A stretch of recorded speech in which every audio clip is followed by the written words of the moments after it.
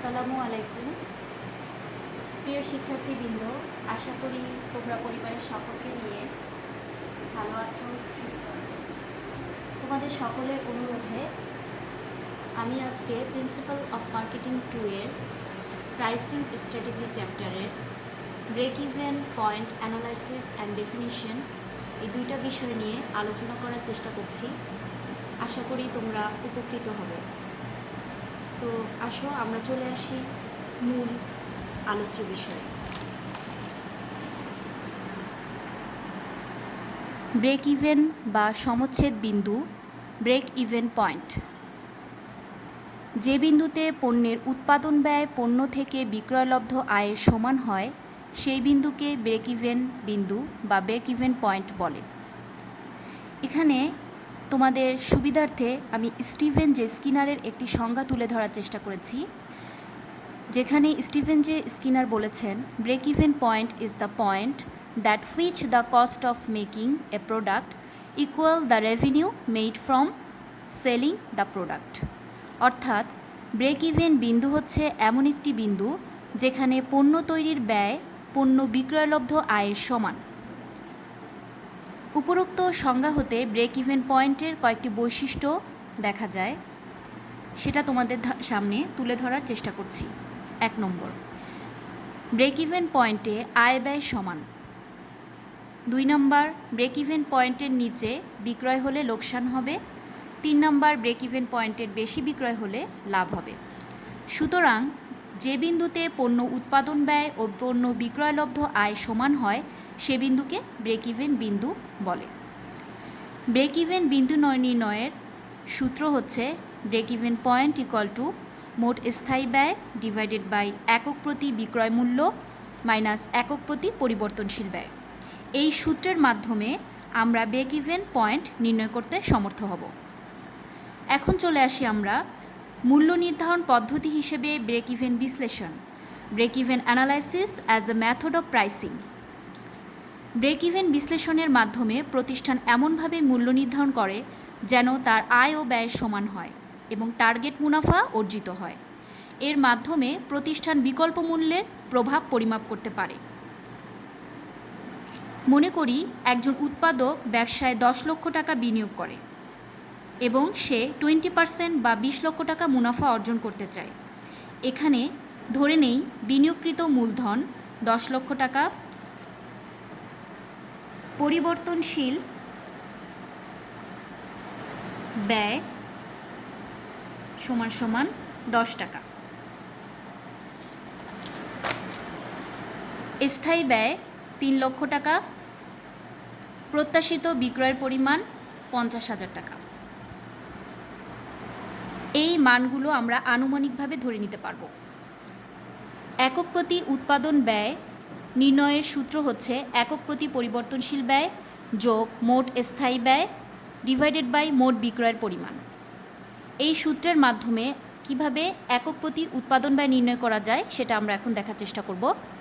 একক প্রতি পরিবর্তনশীল ব্যয় আমরা ধরে নিয়েছি 10 টাকা, সেই মানটা এখানে বসালাম, যোগ মোট স্থায়ী ব্যয় 3 লক্ষ টাকা, সেই মানটা এখানে বসালাম, তারপরে মোট বিক্রয়ের পরিমাণ 50,000 টাকা, সেই মানটা এখানে বসালাম, সমান সমান 10 যোগ 6। তোমরা এটা ক্যালকুলেটারে ক্যালকুলেশন করে নেবে। তাহলে আমাদের একক প্রতি মোট উৎপাদন ব্যয় আসছে 16 টাকা। এবার আমরা বের করব কিভাবে টার্গেট মুনাফাভিত্তিক বিক্রয় মূল্য নির্ণয় করা যায়। টার্গেট মুনাফাভিত্তিক বিক্রয় মূল্য নির্ণয়ের সূত্র হচ্ছে একক প্রতি উৎপাদন ব্যয় যোগ প্রত্যাশিত মুনাফা ইন্টু বিনিয়োগকৃত মূলধন ডিভাইডেড বাই প্রত্যাশিত বিক্রয়ের পরিমাণ। একইভাবে আমাদের ধরে নেওয়া মানগুলো এখানেও আমরা বসানোর চেষ্টা করব। একক প্রতি উৎপাদন ব্যয় 16 টাকা যোগ প্রত্যাশিত মুনাফা 20%, যেটা আমরা পূর্বেই ধরে নিয়েছি, ইন্টু বিনিয়োগকৃত মূলধন 10 লক্ষ টাকা ডিভাইডেড বাই বিক্রয়ের পরিমাণ 50,000 একক। শিক্ষার্থীবৃন্দ, তোমরা অনেক সময় বলো যে ক্যালকুলেশন বুঝতে পারছো না, সেজন্য আমি একটু ক্যালকুলেশনটা বুঝিয়ে দেওয়ার চেষ্টা করছি। 20% মানে হচ্ছে 20 ডিভাইডেড বাই 100, এটাকে ভাগ করে 0.2 আসবে ক্যালকুলেটারে। সেই 0.2কে দিয়ে তোমরা 10 লক্ষ টাকাকে গুণ করে তাকে আবার 50,000 টাকা দিয়ে ভাগ করলেই 4 মানটি পেয়ে যাবে। অতএব এখন আমরা 16 যোগ 4 টাকা সমান সমান 20 টাকা, যেটা হচ্ছে আমাদের টার্গেট মুনাফা ভিত্তিক বিক্রয় মূল্য। এখন আমরা কিভাবে ব্রেক ইভেন পয়েন্ট পরিমাণ বের করতে হবে সেটা দেখব। ব্রেক ইভেন বিন্দু, ব্রেক ইভেন পয়েন্ট বা ভারসাম্য পরিমাণ, এই দুইভাবে এটাকে বলা যায়। তোমাকে যদি পরীক্ষার হলে বলে, পরীক্ষার প্রশ্নে বলে যে ভারসাম্য পরিমাণ নির্ণয় করো, তাহলেও তোমাকে এই ব্রেক ইভেন পয়েন্ট বা ভারসাম্য পরিমাণ সূত্র দিয়ে সেটা বের করতে হবে। তাহলে আমরা চলে আসি, ব্রেক ইভেন পয়েন্ট সমান সমান স্থায়ী ব্যয় ডিভাইডেড বাই একক প্রতি বিক্রয় মূল্য মাইনাস একক প্রতি পরিবর্তনশীল ব্যয়। স্থায়ী ব্যয় 3 লক্ষ টাকা ডিভাইডেড বাই একক প্রতি বিক্রয় মূল্য, যেটা আমরা কিছুক্ষণ আগেই বের করেছি, টার্গেট মুনাফা ভিত্তিক বিক্রয় মূল্য 20 টাকা মাইনাস একক প্রতি পরিবর্তনশীল ব্যয় 10 টাকা। সেই মানটা এখানে বসালাম। তাহলে 3 লাখ টাকা দিয়ে 20 মাইনাস 10 টাকা, এটা ভাগ করলে 30,000 একক, যেটা আমরা পেয়ে গেলাম এখন ব্রেক ইভেন পয়েন্ট বা ভারসাম্য পরিমাণ। এখন আমরা বের করব ব্রেক ইভেন পয়েন্টে মোট আয় কত। ব্রেক ইভেন পয়েন্টে মোট আয় সমান সমান একক প্রতি বিক্রয় মূল্য ইন্টু ভারসাম্য বিক্রয় পরিমাণ। এই সূত্র অনুসারে আমাদের এখন ব্রেক ইভেন পয়েন্টে মোট আয়টা নির্ণয় করতে হবে। একক প্রতি বিক্রয় মূল্য 20 টাকা ইন্টু ভারসাম্য বিক্রয় পরিমাণ 30,000 একক, কিছুক্ষণ আগে যেটা আমরা বের করেছি। এখন এই 20 টাকা ইন্টু 30,000 একককে গুণ দিলেই আমরা 6 লক্ষ টাকা, যেটা আমাদের ব্রেক ইভেন পয়েন্টে মোট আয় নির্ণয় হয়ে যাবে। এরপরে আমরা যেটা নির্ণয় করব সেটা হচ্ছে ব্রেক ইভেন পয়েন্টে মোট ব্যয়। ব্রেক ইভেন পয়েন্টে মোট ব্যয় নির্ণয়ের সূত্র হচ্ছে মোট স্থায়ী ব্যয় যোগ একক প্রতি পরিবর্তনশীল ব্যয় ইন্টু ভারসাম্য পরিমাণ। মোট স্থায়ী ব্যয় 3 লক্ষ টাকা, একক প্রতি পরিবর্তনশীল ব্যয় 10 টাকা ইন্টু ভারসাম্য পরিমাণ 30,000 টাকা। এখন আমরা 10কে 30,000 দিয়ে আগে গুণ করব, সেখান থেকে বেরোবে 3 লাখ টাকা। সেই 3 লাখ টাকাকে স্থায়ী ব্যয় 3 লাখ টাকার সাথে যোগ করে 6 লাখ টাকা ব্রেক ইভেন পয়েন্টে মোট ব্যয় নির্ণয় করব। এতক্ষণ আমরা গাণিতিক ব্যাখ্যাটা দিয়েছি। এখন আমি তোমাদেরকে যেটা বোঝানোর চেষ্টা করব, চার্টের মাধ্যমে কিভাবে আমাদের ব্রেক ইভেন অ্যানালাইসিসটা আমরা করতে পারি। প্রিয় শিক্ষার্থীবৃন্দু, তোমরা সকলেই অনার্স দ্বিতীয় বর্ষে মাইক্রো ইকোনমিক্স পড়ে এসেছো। অতএব তোমাদের ইকোনমিক্স সম্পর্কে একটু ধারণা থাকার কথা, কিভাবে একটি অক্ষ আঁকতে হয় এবং অক্ষে কিভাবে রেখাচিত্র অঙ্কন করতে হয়। তবুও তোমাদের সুবিধার্থে একটু ব্যাখ্যা করে দিচ্ছি। প্রথমে আমরা OX অক্ষ নেই এবং OX অক্ষে বিক্রয়ের পরিমাণ, যেখানে আমরা এটাকে এখন 1000 এককে নির্দেশিত করব প্রত্যেকটা মানকে, এবং OY অক্ষ নেই, যেখানে আমরা মোট আয় ও মোট ব্যয় 1000 টাকা এককে নির্দেশিত করেছি। তোমরা জানো যে কোনো অক্ষে যখন আমরা মান নেই, প্রতিটা মান সমান অনুপাতে হতে হবে, অর্থাৎ 10, 20, 30, 40, 50 এভাবে মানটা নিতে হবে, গ্যাপিংটা সমান থাকবে। ঠিক একইভাবে লম্ব অক্ষে আমরা 200, 400, 600, 800, 1000, 1200 এভাবে মান নির্দেশ করেছি। এই প্রত্যেকটা মান কিন্তু হাজারে, 200 মানে 200 1000 টাকা, 400 মানে 400 1000 টাকা, ঠিক আছে? সেই জন্য আমরা সংক্ষিপ্ত আকারে এই মানটা নিয়েছি।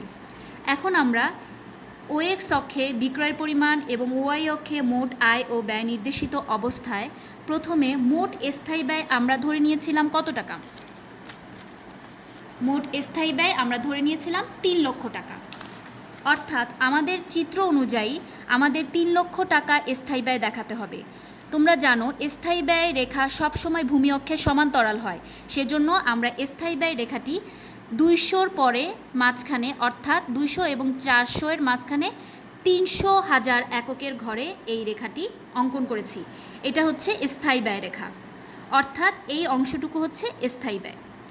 ঠিক একইভাবে আমরা এখন পরিবর্তনশীল ব্যয় রেখাটি নিব। পরিবর্তনশীল ব্যয় খুবই সূক্ষ্ম আকারে হয়, এজন্য আমরা ঠিক 200-র ঘর থেকেই এই পরিবর্তনশীল ব্যয় রেখাটা নেওয়ার চেষ্টা করেছি। অর্থাৎ এইটুকু হচ্ছে পরিবর্তনশীল ব্যয় আর এইটুকু হচ্ছে স্থায়ী ব্যয়। এখন আমরা যে রেখাচিত্রটা অঙ্কন করেছি এমনভাবে অঙ্কন করেছি, দেখো যে বিন্দুটা ঠিক 600-র ঘরে গিয়ে পড়েছে এবং একইভাবে বিন্দুটা 30-এর ঘরে গিয়ে পড়েছে। কেন এভাবে করেছি? কারণ আমরা দেখেছি গাণিতিক ব্যাখ্যায় ব্রেক ইভেন পয়েন্ট হচ্ছে 30,000 একক এবং আমাদের মোট আয় ও ব্যয় হয়েছে 6 লক্ষ টাকা। সেজন্য আমাদের পয়েন্টটা ঠিক এভাবেই নির্দেশ করা হবে এবং এটা অনুমান নির্ভর করেই তোমরা অঙ্কন করবে, এবং মান যদি তুমি সঠিক গ্যাপে নিয়ে থাকো তাহলে অটোই এটা এই বিন্দুতেই এসে পড়ে যাবে। অতএব এই বিন্দুটাই হচ্ছে ব্রেক ইভেন পয়েন্ট। আর এখানে আমরা যেটা নির্দেশ করেছি, দেখো 800 থেকে 1000-এর ঘরে এটা হচ্ছে প্রত্যাশিত মুনাফা 2 লক্ষ টাকা, যেটা আমরা ধরে নিয়েছিলাম। ঠিক এভাবেই আমরা রেখাচিত্রটা অঙ্কন করব। এখন আমরা এই রেখাচিত্রের ব্যাখ্যা দেওয়ার চেষ্টা করব। দেখো, চিত্রে দেখা যাচ্ছে কোম্পানি যখন 30,000 একক বিক্রয় করে তখন মোট আয় ও ব্যয় রেখা পরস্পরকে ছেদ করে। 30,000 একক বিক্রয় করলে প্রতিষ্ঠানের আয় ও ব্যয় সমান হবে, অর্থাৎ 6 লাখ টাকা। কোম্পানি যদি বিনিয়োগের উপর 20% লাভ করতে চায় তাহলে তাকে একক প্রতি 20 টাকা দরে 50,000 একক বা 20 × 50,000 অর্থাৎ 10 লাখ টাকার পণ্য বিক্রয় করতে হবে, যেখানে মোট ব্যয়ের পরিমাণ হবে চিত্র অনুসারে 8 লক্ষ টাকা। আশা করি প্রিয় শিক্ষার্থীবৃন্দ, তোমরা আমার এই রেখাচিত্র ব্যাখ্যার মাধ্যমে এবং গাণিতিক ব্যাখ্যার মাধ্যমে কিভাবে ব্রেক ইভেন অ্যানালাইসিস করতে হয় সেটা বোঝার চেষ্টা করেছো। তো আজকে এই পর্যন্তই। ধন্যবাদ। ভালো থাকো, সুরক্ষিত থাকো।